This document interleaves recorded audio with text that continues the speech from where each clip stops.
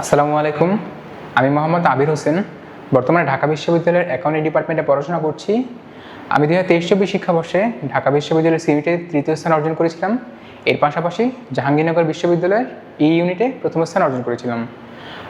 তোমরা যারা 2026 সালে এইচএসসি পরীক্ষা দিচ্ছ, আর কিছুদিন পরেই তোমরা তোমাদের শিক্ষা জীবনের অত্যন্ত গুরুত্বপূর্ণ তবে সবচেয়ে সংক্ষিপ্ত একটি জার্নির মধ্যে দিয়ে যাবে, সেটা হচ্ছে অ্যাডমিশন জার্নি।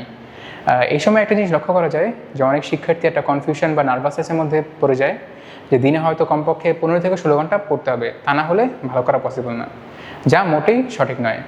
হ্যাঁ, এটা অবশ্য ঠিক যে তোমাদের পরিশ্রম করতে হবে, তবে সেটা হতে হবে হচ্ছে স্মার্ট হার্ডওয়ার্ক। বিষয়টা আমরা যদি ঢাকা বিশ্ববিদ্যালয়ের বিগত বছরের কোশ্চেনটি অ্যানালিসিস করি তাহলে আর কি ক্লিয়ার হয়ে যাবে।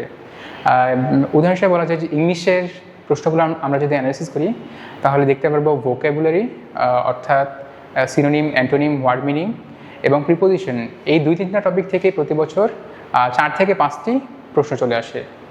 সুতরাং কেউ যদি ভালো মার্কস পেতে চায় ইংলিশে, তাহলে তার জন্য একটি বেস্ট ডিসিশন হবে এই টপিকগুলোতে বেশি টাইম বা এফোর্ট দেওয়া।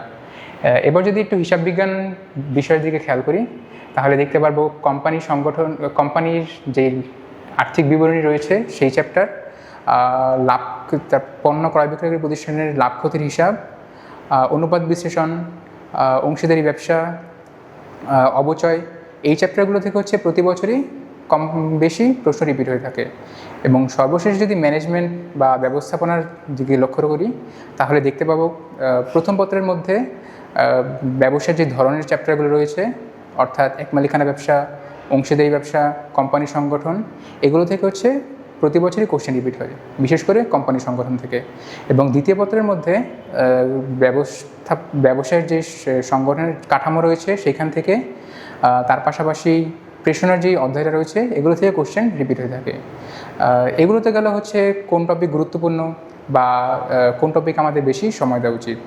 এই অ্যাডমিশন জার্নিতে সবচেয়ে গুরুত্বপূর্ণ বিষয়টা হচ্ছে কনসিস্টেন্সি মেনটেন করা। তোমরা যেই কোচিংয়েই পড়বা সেই কোচিংয়ে অবশ্যই ডেইলি ক্লাসগুলো রেগুলারলি অ্যাটেন্ড করবা। শুধু অ্যাটেন্ড করলেই চলবে না, ট্রাই করবা যে ডেইলি যে লেকচারগুলো রয়েছে সেগুলো ডেইলি কমপ্লিট করা।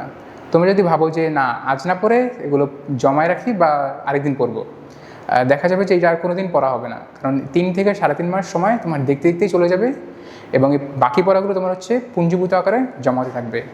তাই অবশ্যই তোমাদের ডেইলি ক্লাসগুলো অ্যাটেন্ড করতে হবে এবং ডেইলি লেকচারগুলো ডেইলি শেষ করতে হবে। এটা তো গেলে হচ্ছে যে কোন টপিকগুলো ইম্পর্টেন্ট বা কোন চ্যাপ্টারগুলো ইম্পর্টেন্ট আর কীভাবে আমরা পড়বো।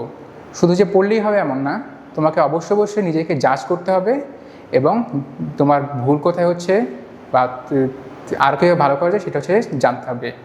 এটার জন্য হচ্ছে তোমার যেই কোচিংয়ে পড়বে সেই কোচিংয়ের পরীক্ষাগুলো ডেইলি টেস্ট হোক, উইকলি টেস্ট হোক বা মক টেস্ট যেগুলো বা প্রগ্রেস টেস্ট, এগুলোকে হচ্ছে অবশ্যই অ্যাটেন্ড করবা।